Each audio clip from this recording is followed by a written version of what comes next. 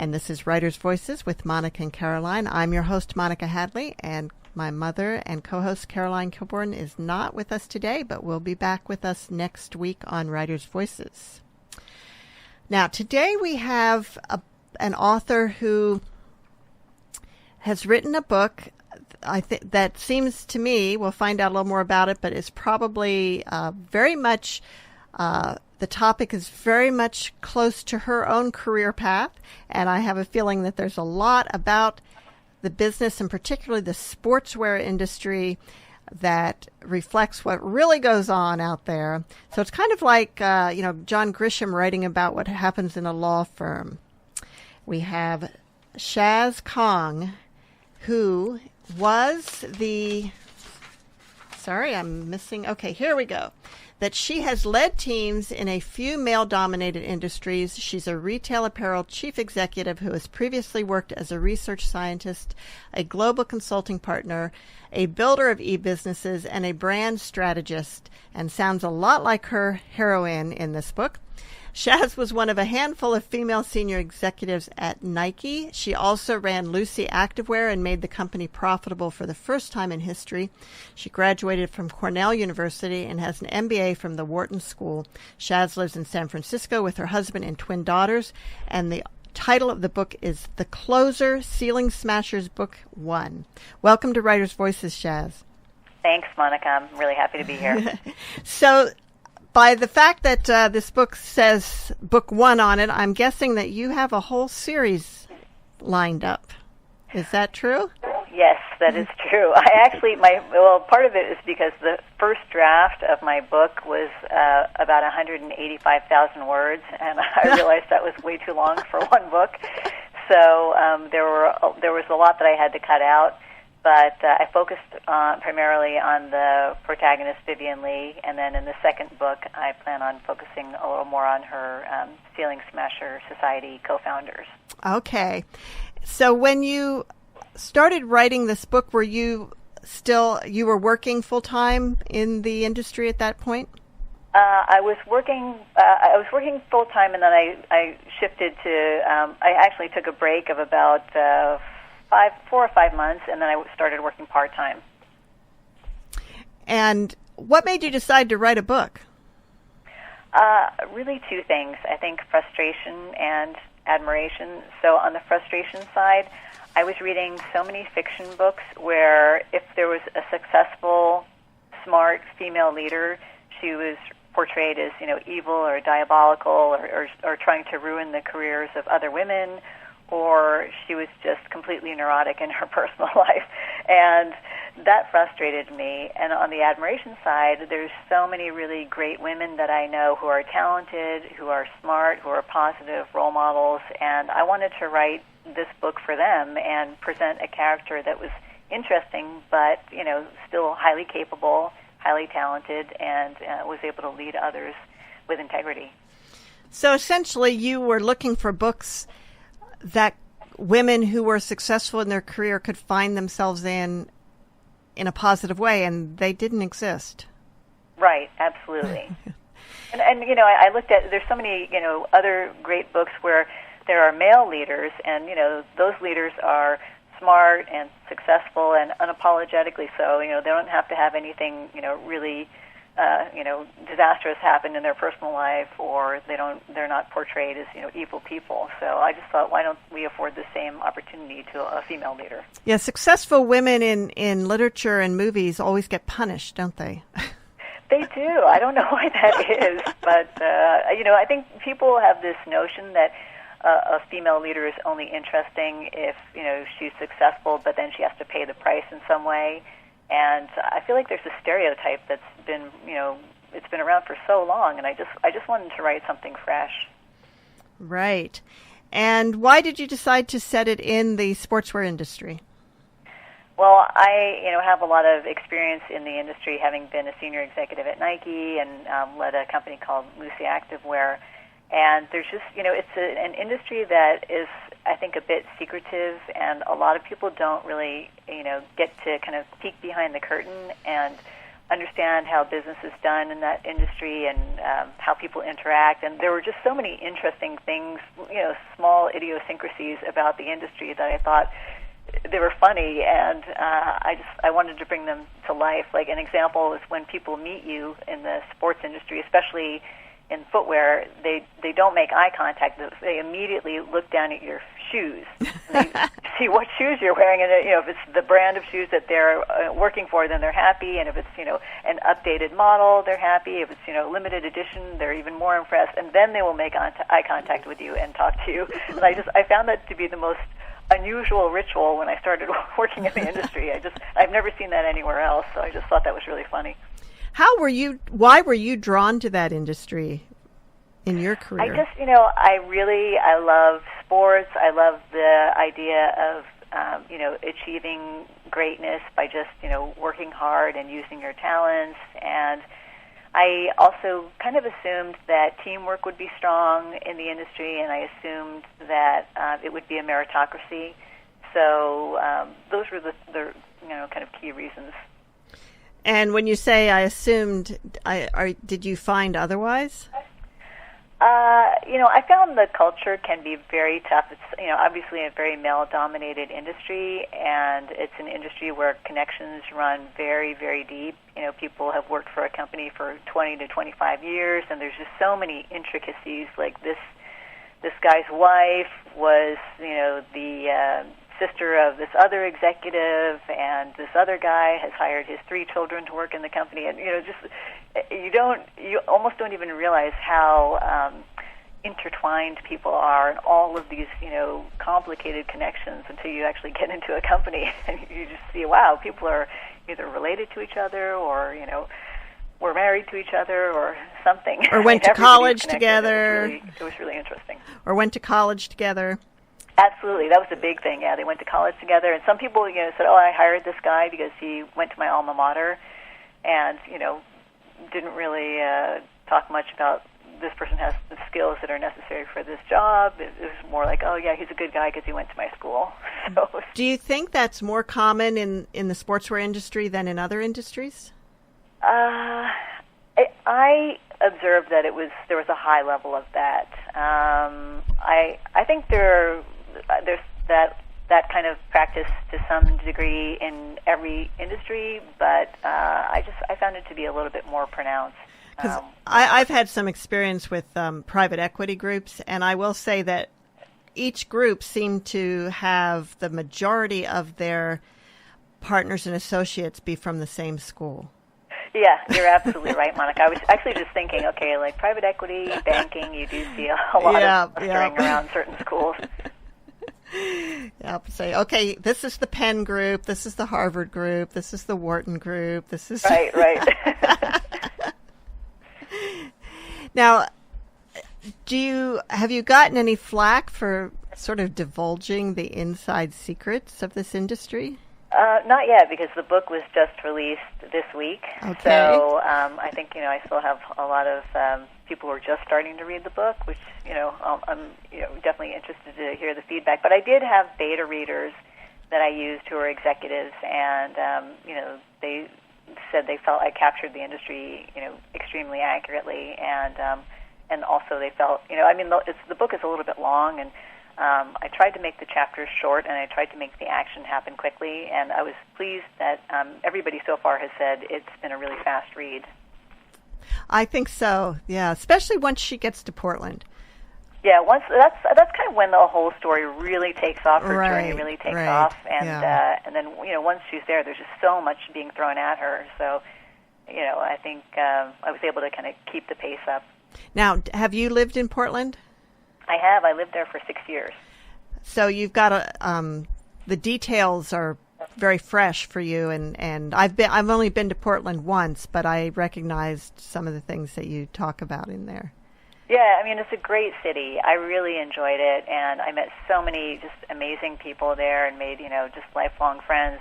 But, the weather, the weather's like almost a different character in the book, because it rains pretty much every day from the end of September through the end of June. And I actually when I was working for Nike and I had to walk across the campus in the rain, I ended up having to switch from a rollerball pen to a ballpoint pen because I was finding my notes were just, getting wet and running all together. So, and Vivian did the same. Yeah, exactly. So how much like you is your lead character here? Well, she is a fictitious character. So, I mean, she's, taller and more attractive than I am. And, probably more athletic, more well-rounded athlete. Probably, she played basketball and did other things.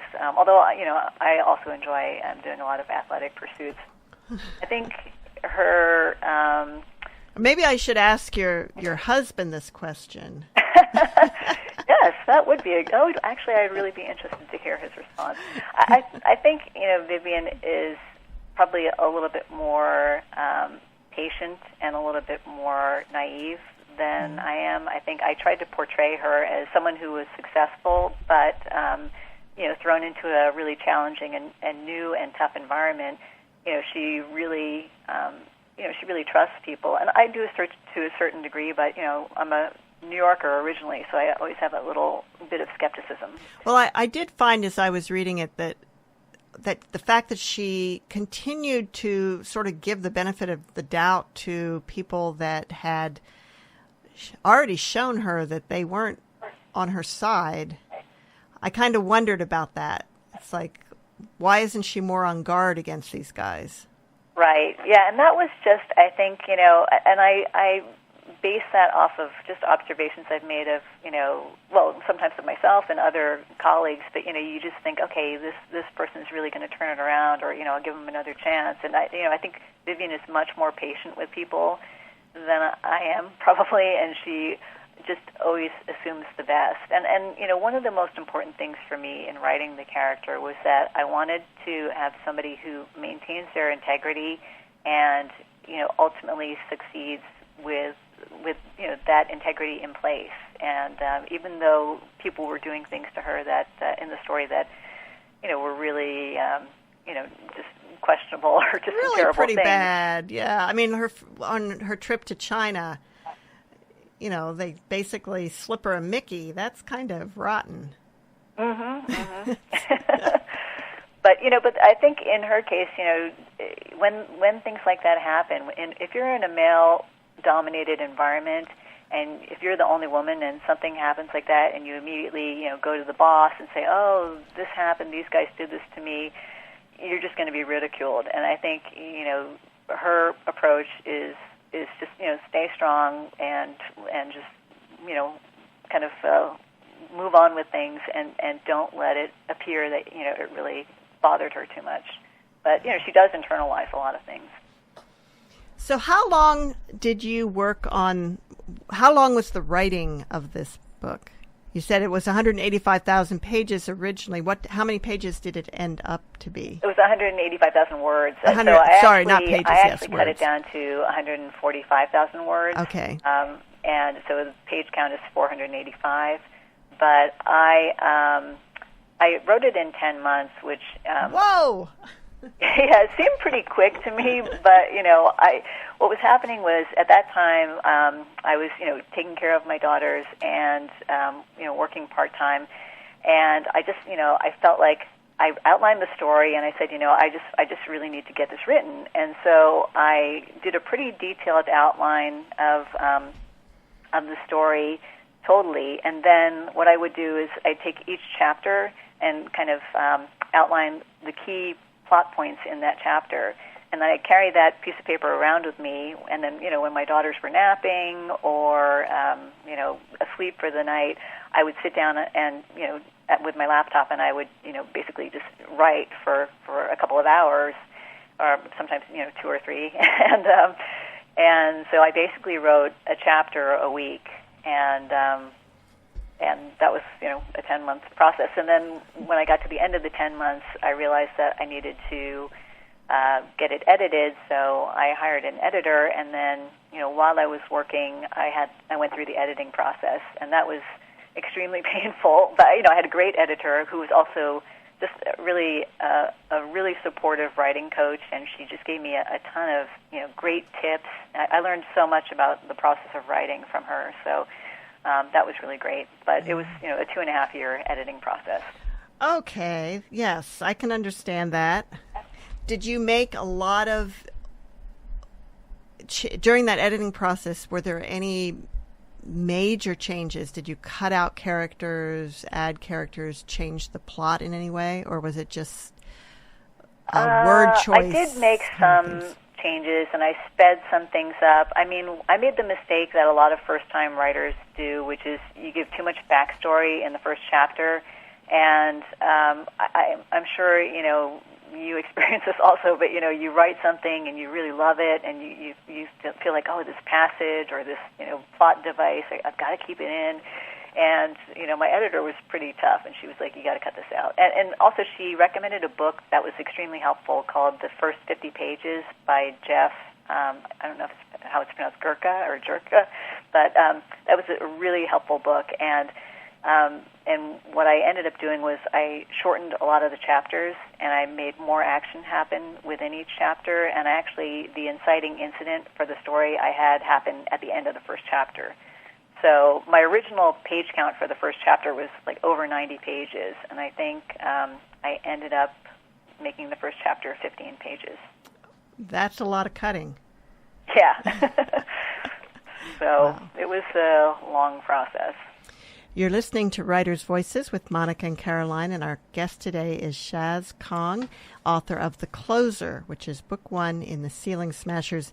It's a really a new style of book in the sense that it focuses on business at the upper levels, which can be very exciting, but it focuses on female leaders in business, and I can't really name a single book out there that does that in this way. I mean, the closest thing I could come up with was The Devil Wears Prada. Mm-hmm. Right, yeah. And, the interesting thing, I think, Monica, is that you don't have a lot of books with that show how the leader is actually approaching problems, and when she's faced with adversity, how does she handle things? Because I've seen a lot of very strong women leaders, just handle tough situations with skill and grace, and that was one of the things I wanted to include in the book. But I also wanted to give enough detail about the business so you could understand, oh, okay, this is the creativity she's bringing into solving the problem. That's one of the things I really wondered about, because I am an entrepreneur. I have several businesses. I have a manufacturing company. We manufacture in China. That's great. Yeah, we make home fragrance products. So I'm very familiar with a lot of the kind of concepts and terminology used in business. But for someone who isn't familiar, how did you decide how much sort of explanation you had to give and how much could just be assumed from context? Because I could see that would be a tough thing. Yeah, that was a fine balance, I think. I was trying to make it so it was easy to understand, but there's some terminology in there that the way I tried to present it was that if there was a term that I used that I thought people may not be familiar with, then I had somebody else in the story ask a question and say, I don't remember what that is, or how does that work? And so that was kind of my solution to making sure everybody understood, and because I didn't want people to get lost in not knowing a term and then getting sidetracked from the story. But one of the things that you just mentioned earlier that I wanted to touch upon was that when I was going through the whole publishing process, people were giving me feedback, and this is really an interesting thing, because I think you as an entrepreneur probably also have this instinct, but you know what's going to work, and you know what the market needs, you know what your consumers need. So I presented this book to folks, and I said, it's about a positive female role model, and it's about women helping to support other women, but it's got a lot of interesting things going on in the business and the sports world. And people said, "Oh, well, that sounds really great. Could you make the main character a man?" I was like, "Well, why?" That kind of is defeating the whole point. And then, they said, "Oh, well, how about could you make her really desperate to get married?"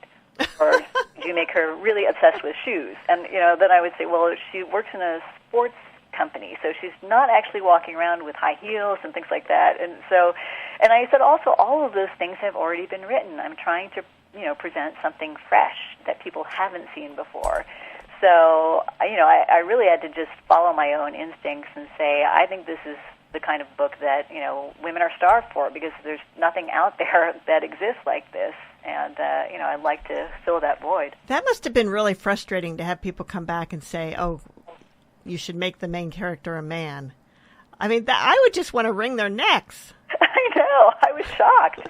It was just, and the thing is, there's so many discussions going on today about women in business and how challenging it is, and how challenging it is to be a leader. And, myself, when I was the chief executive of Lucy, I found, being a chief executive female leader, it's a really lonely job. I mean, so you have to have people around you who are supporting you, who are advising you, who you can bounce things off of, and that's really the kind of part of the message that I wanted to communicate in the book. So, did you have a group like the Ceiling Smashers?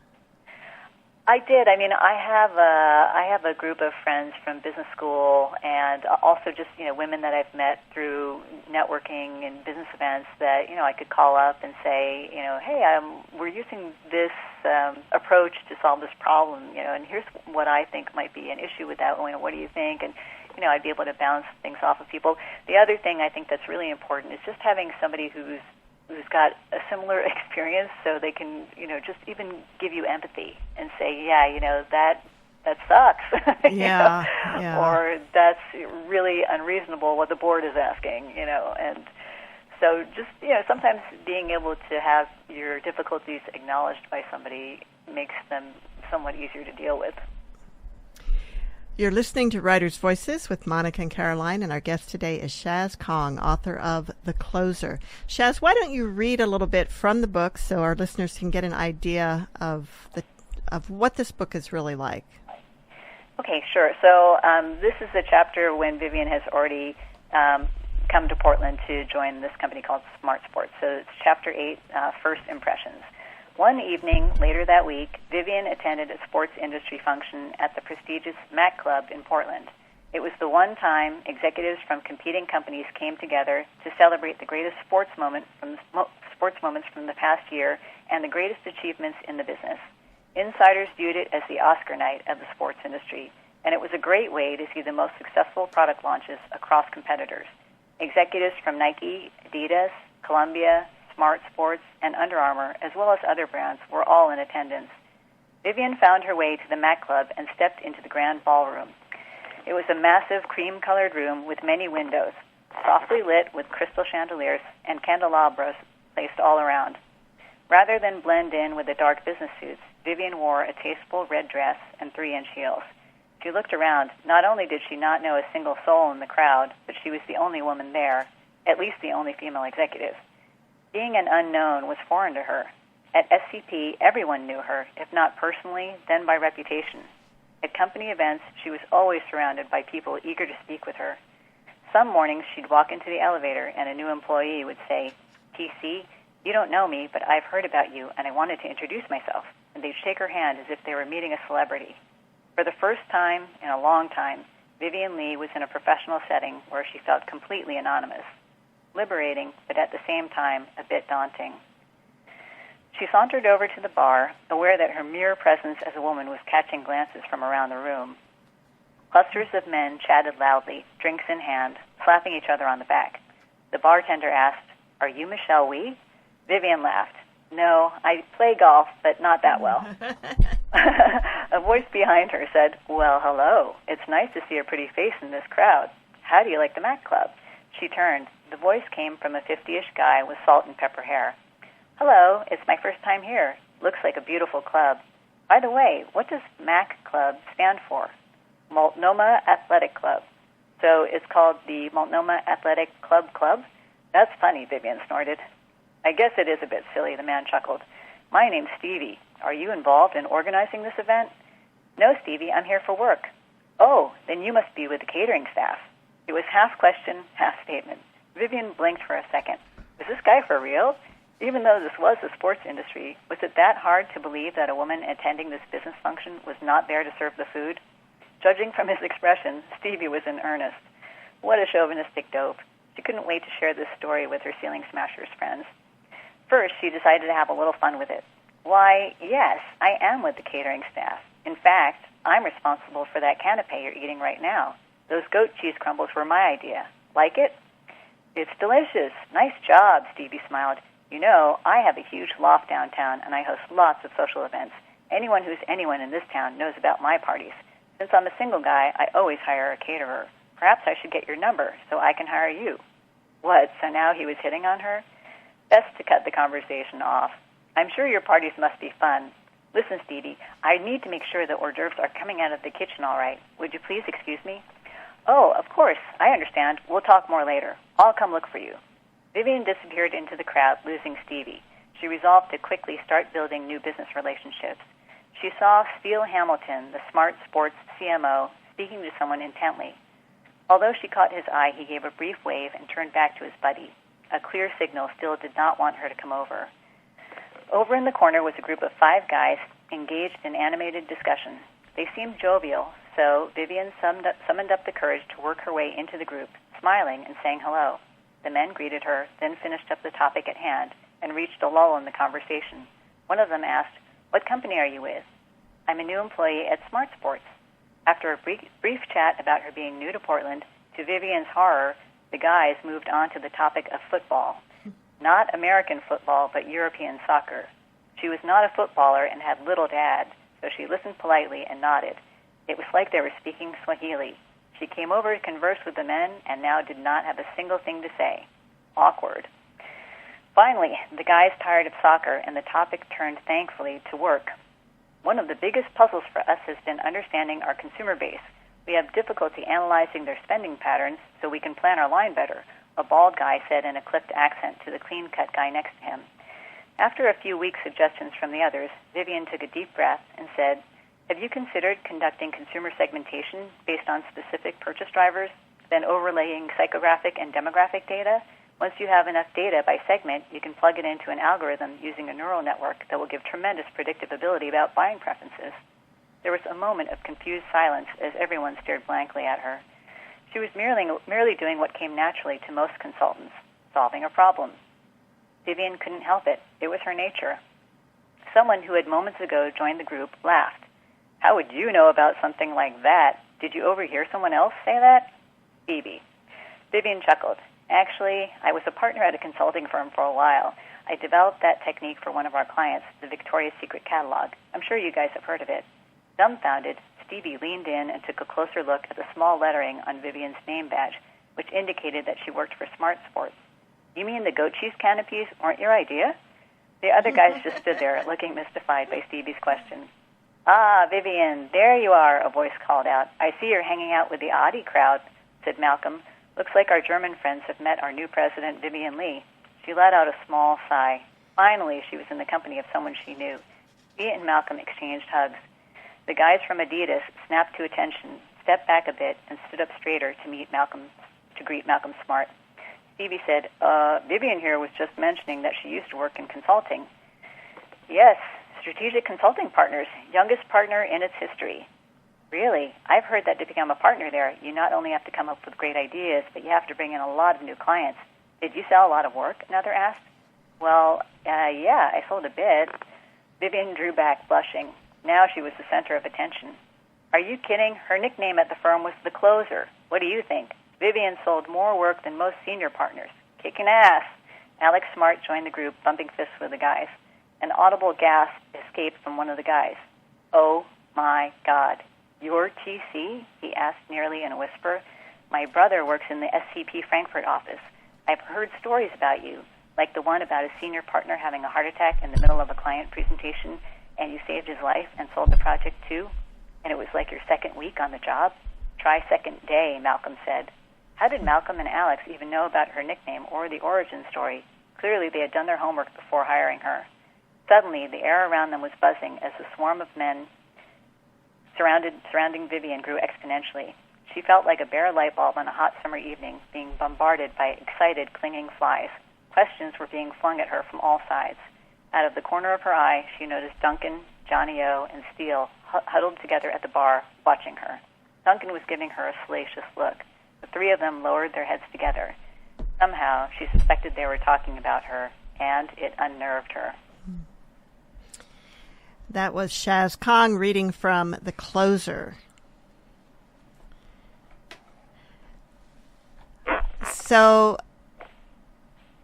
Vivian, of course, does, the book focuses largely on her business life, but you do also bring her personal life into it. Right. And I'm guessing that she struggles a bit in that area at some point in the book. Yes.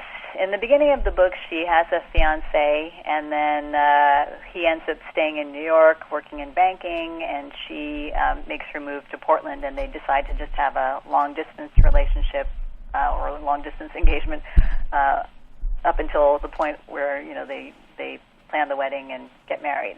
But there are some kinks that get thrown into those plans. Of course. When you were writing the book, you said you had taken some time off. I'm assuming that had to do with having your children? Yes. So when I was running Lucy Activewear, we turned around the company and made it profitable for the first time in its 12-year history. And also in the first quarter, I'm sure you'd appreciate this, Monica. In the first quarter, we had to move the company physically, change our factory sourcing base, change our business processes, change all of our POS systems and financial systems. Oh, my gosh. It was crazy. And we had to do that all in the first quarter. And also the corporation had said to me, we really want you to turn this company around, and we want you to get it profitable by the third year. My team and I, it was a pretty lean team. We were able to do everything, and we were able to get the company profitable by month 13, so basically a third of the time expected. But, the whole exercise of going through the turnaround was it was exhausting. And during that period, my husband and I had twin girls. I only took a 2-week maternity leave, which I would definitely not recommend to anybody. and after that, I left the company after that, and I just said I'm just going to take like 4 months off and be with my daughters and maybe sleep a little bit if possible. So that was the reason for the break. And so instead of sleeping, you wrote a book. Yeah, I get bored easily. So, I've got 15 minutes on my hand. What should I do? I'll take on this big project. Had you always wanted to be a writer? I've always loved writing, and I've done so much writing for business, and I've done, basically, like presentations. I've written papers that were published, business papers that were published, and things like that. But I have to say, I had a high school teacher, Mr. Dempsey, who was my English teacher, and he had us do this exercise in extemporaneous writing one day, and he said, I just want you to write about why people join cults. And he said, you've got, 3 minutes. And I just really, I thought, oh, what an interesting challenge. So I wrote something, and then the next day he said, I'm going to pull out the 2 best pieces of writing that I signed yesterday. And one of them was mine, and I was so... I could barely remember what I had written, but I really thought, wow, it's kind of fun to create something out of nothing, and also to do it in such a short time. But I think he really instilled in me the love of writing, and that was something that I think carried through my entire life. Now, do you keep a journal? I don't keep a journal every day. I have kept journals at certain points in my life. So when I was at Nike, I actually kept not like a daily journal, but I had a journal where I captured, these are really awesome moments that I want to remember, and always feel lucky that I had these. And then I also had a list of not so great moments. So actually that was helpful, because then when I went back to write the book, I kind of looked at that and said, oh yeah, now I remember that. How many of the things that happen, like the plot of the book, are based on real experiences that you had? Well, I mean, it is a fiction book, but it is informed by my experiences. So, I mean, there's an incident that happens in the first chapter, which actually did happen to me in real life. It was when I was in consulting, and I was, a pretty young consultant. I was working on a project with a senior partner, and we were. It was just the two of us. We were giving a presentation at a 2-day offsite at a private country club in rural Pennsylvania. So we went out there. We had a good first day. I was downstairs getting ready for the next day, and all the rest of the men, it was, the board of directors and the executive team, they went upstairs to the bar. And then when I came upstairs, I went into the bar and, walked up to the bar, and I said, oh, I'd like to order a drink. And then the bartender, looked panicked, and he said, no, I'm sorry, you can't be in here. And I said, no, I'm legal drinking age. I can be in here. He said, no, I'm sorry, you can't be in here. And I said, what do you mean? And he pointed to a sign above the door that said, gentlemen only.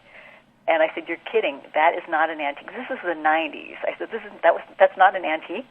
And he said, I'm sorry, it's not. And so I was, out of all the people at the meeting, I was the only female. I was the only minority. And I was the only person being kicked out of the bar. And I looked over at the partner, kind of beseeching him to help me out, and he just looked at the floor. He would not make eye contact. Oh, my. And everybody had stopped talking. I turned around, and I said, all right, here's what we're going to do. I said, would you please make me this drink? And I turned around to everybody else, and I said, we've been cooped up all day. I'm going to go outside and enjoy my drink on the terrace and enjoy the sunset. You're welcome to join me. And I walked out, and then, nobody followed me. So I was really shocked. And I went outside, and then, after a while, somebody came up and said, is this a private sunset, or can I join you? And I said, this is an equal opportunity sunset. Please pull up a chair. And it was the CEO of the client company. And I've always been so grateful for him coming out and talking to me. But then I realized, hey, I was so shaken up by the experience, but I realized, he's sitting down next to me, and I have a chance to talk to him one-on-one, and this never happens. So I said, I'm going to make the most of this. So I started asking him questions, and we had a great conversation. And, it was then that I really learned the importance of being resilient. And that's something that I mentioned in the book about just, being able to recover quickly from a tough situation and try to get value out of the experience.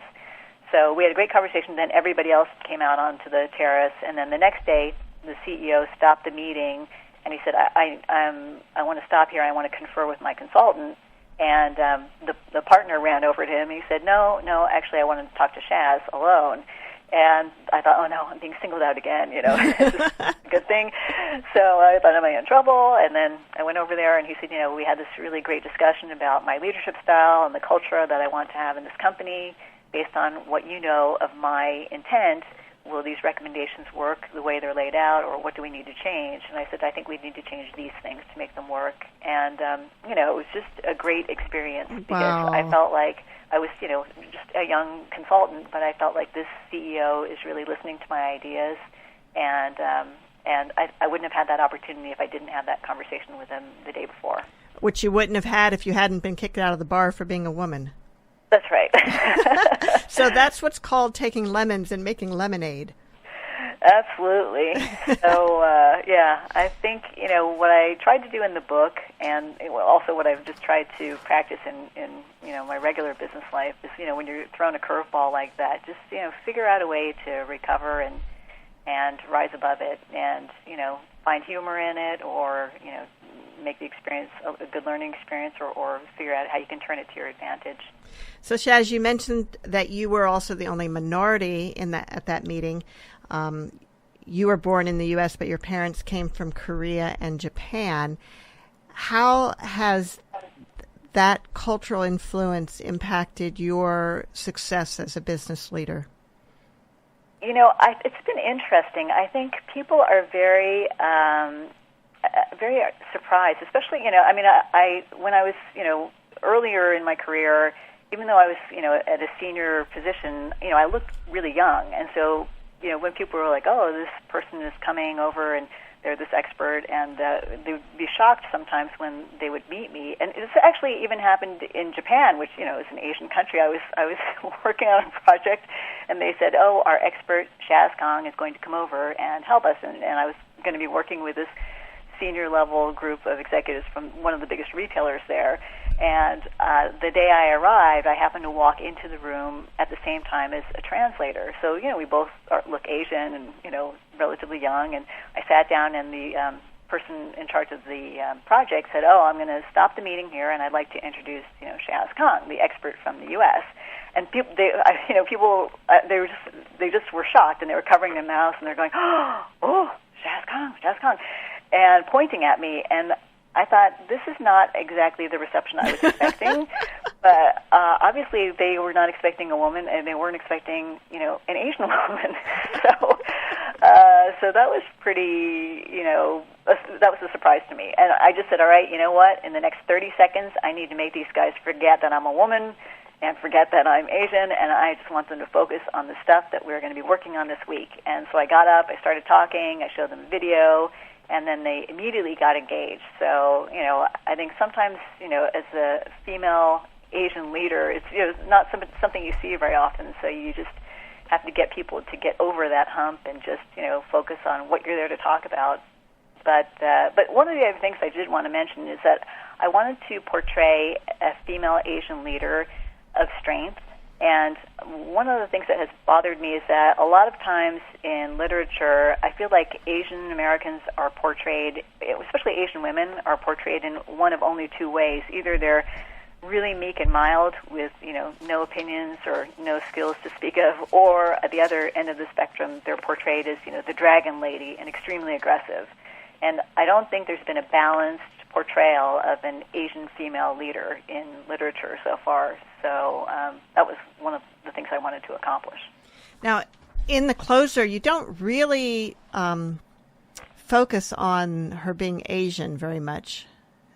I don't, yeah, because I want it to be, it's kind of like when people, it's like if somebody introduces you and say, oh, Monica is a female business leader, and I wanted them to just like over the female part, or like, oh, she is an Asian female. So I wanted it to just be like, okay, this is, who she is part of her, and, she just kind of expects people to accept it and get on with things.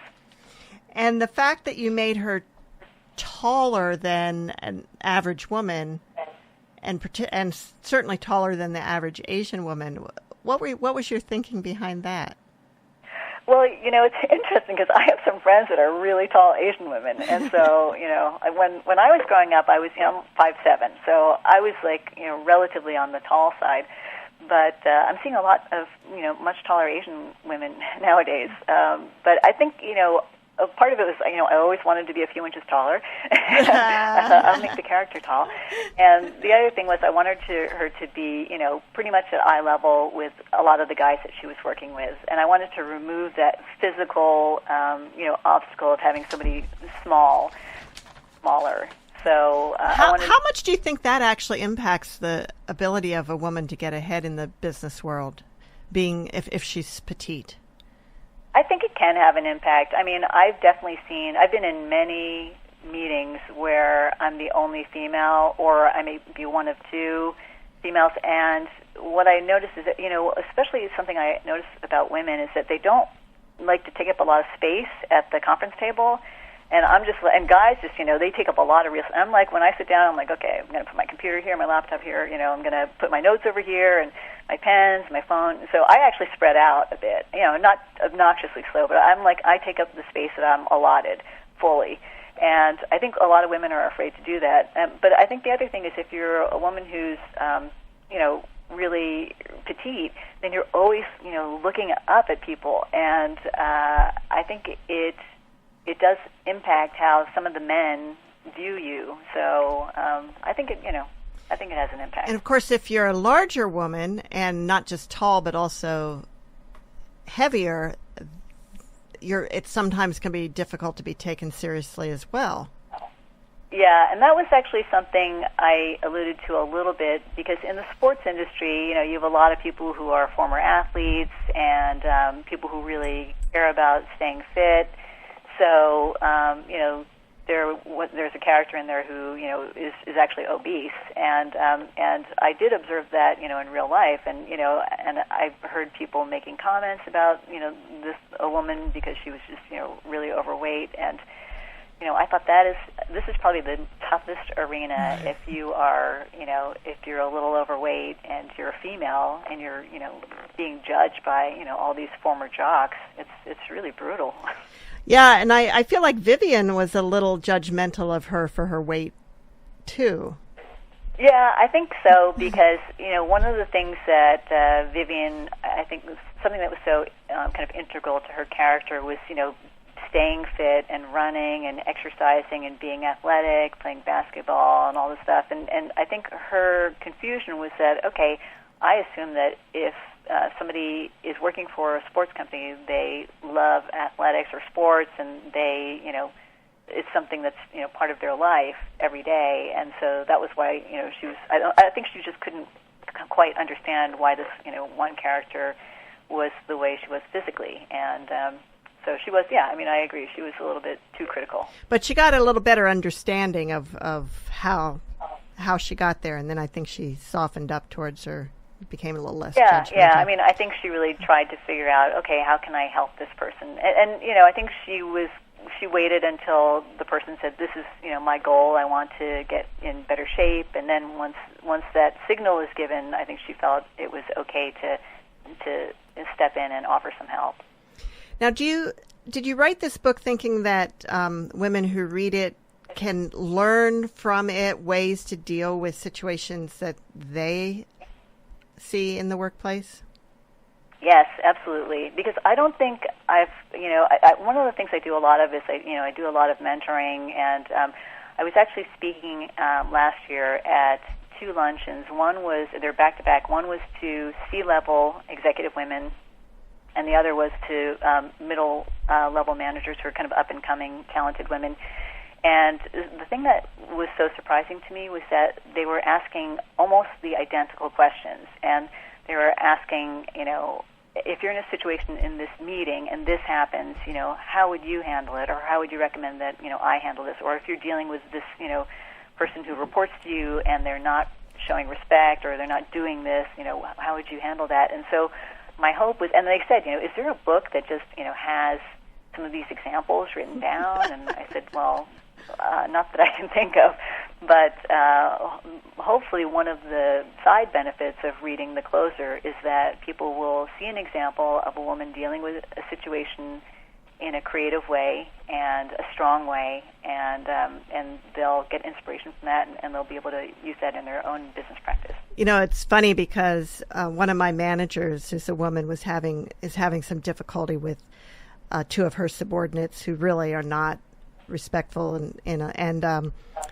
we joke around a lot about millennials, but that's kind of what's going on here is the millennial attitude a little bit. And I told her about your book and said that that same thing was happening to this character in the book, and there's this idea like, okay, so Vivian's coming in as the president of the company. If somebody's not doing what she says, can't she just fire them? Can't she just, she's in charge. Right. When you went into Lucy, you were the president, but are you, we have this idea that you should just be able to do whatever you want as the president and make things happen. But that's not always the case, I think, is it? And you run a business as well, so I know you can appreciate this. You do have, ultimately, you are accountable for, how the business does and what the decisions are. And I think, on the one hand, I think it's interesting because I think when a woman comes into a leadership position, people think, oh, she's going to be nice and she'll be very flexible. And, even if I make a mistake, she's not going to really give me a hard time. And, with Lucy, we were turning around the company. And, the company was bleeding cash. There was just so many difficulties going on. And I think people are sometimes surprised when a female leader comes in and they have a clear vision and they're decisive They hold people accountable. I mean, I had a meeting. I said, okay, these are the next steps from this meeting. Who's doing this? Who's doing this? When will you have it done? And then the next meeting, I kicked off the meeting. And I said, let's revisit the next steps from the last meeting because these are the things that were supposed to be completed. And people were actually shocked. And I said, well, you committed to this at the last meeting. Why was this not able to be done? And I think they realized, oh, she's actually going to hold me accountable. So next meeting, I better have this done. So I think, that was just a surprise for people. And, it was kind of funny.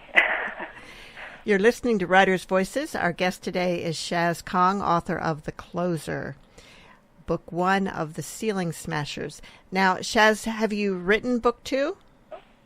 I haven't written it yet. I've outlined it, so I just need to kind of tweak the outline a little bit more, and then I can get going on the writing.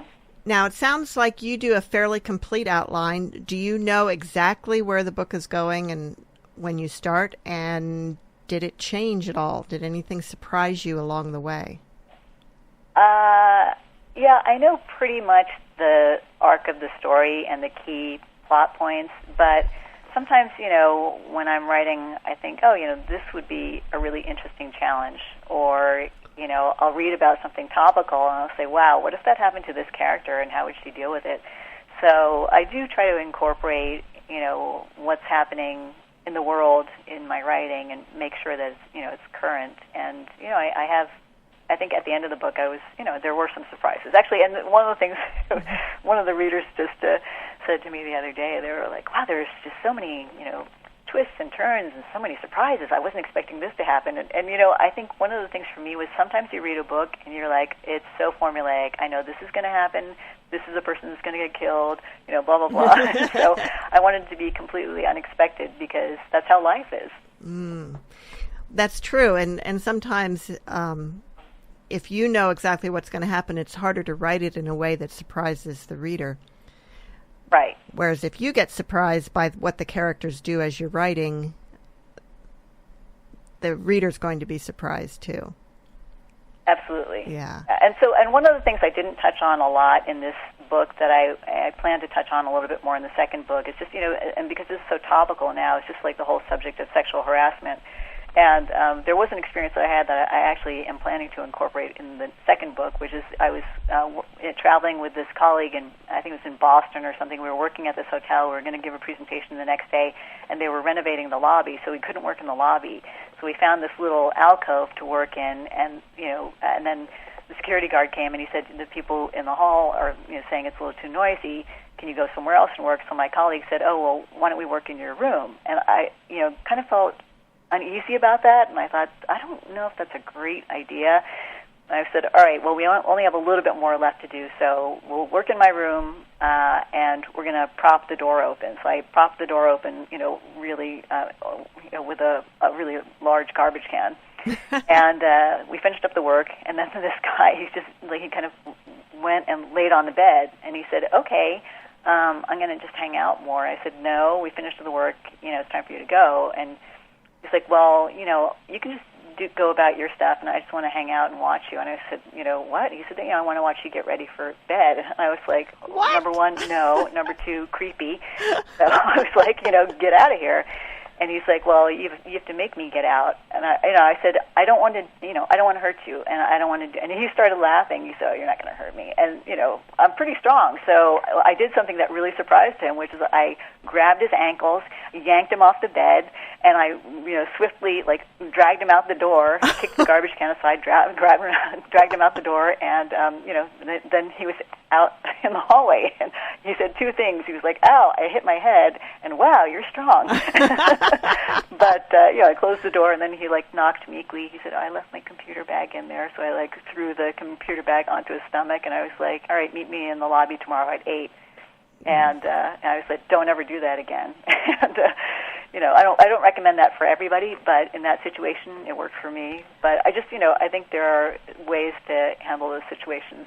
Sometimes with humor, sometimes with physical force, sometimes, other ways. You'd think he would have gotten a hint by the fact that you propped the door open while he was in there with you, that you weren't, I think some guys are just oblivious to cues like that. They just don't pick them up. And certainly a guy who's sexually harassing a woman is not picking up on subtle cues. That is true.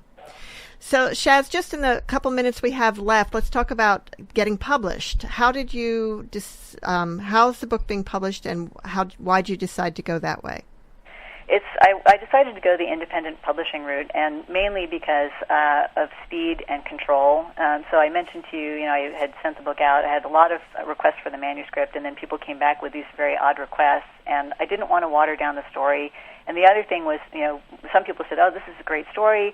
I can take it to this publisher, and they can fast-track it, and it'll be out in 3 years. And I thought, what is fast about 3 years? So, I felt like I've already spent a lot of time writing the book. Now I just want to get it out there. And I also didn't want to just hand it over to a publishing company where they could change the character or change a big aspect of the character, or they could decide on the cover. And I went to a CEO conference. I happened to talk to a CEO of a publishing company, and I said, here's my predicament. And he said, you know what, just self-publish, because, you can, it's a great story, a great platform. He said, you know how to market it. So, I think you'll be successful, and you'll be more successful than if you go to a publishing house. So, and he recommended using a service called Readsy, which is like a marketplace, and it has editors and designers, and that was a huge help. And I found a great copy editor on Readsy and a fantastic designer who designed my book cover. So I've had a very positive experience with them. And how do you spell Readsy?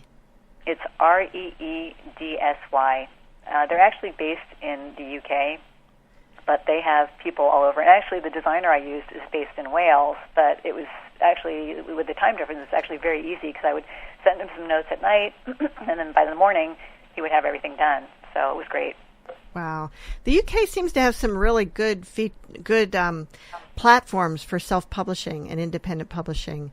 It seems like, I didn't realize that I had read also, and somebody told me this, that, I think it's like 90% of the books sold on Amazon today are self-published. And it just seems like there are more authors. I spoke with a lot of authors who had been previously published traditionally, and they said, I'm moving to self-publishing. And it was really for the same reasons that I decided to do it. So it seems like, there are more high-quality books being written and self-published these days. I think that's true, although for a lot of people, I think going with traditional publishing when you're first starting out is probably better. It probably is, because you don't have so much of the what I call the startup costs. Right. You have to establish your, an imprint as a business, and you also have to set up your own website, and there's just, so many things that you need to and the do, marketing is so important, and a lot of authors really don't know how to market themselves, but, you obviously do. So congratulations. Thank you. And we're out of time, but I'm looking forward to reading the next book in the Ceiling Smashers. Well, thank you, Monica. I appreciate your being a great supporter of authors and books, and just continuing to get people to love reading. It's my pleasure. And if you're listening to us on Friday, so thank you so much, and see you next week on Writers' Voices.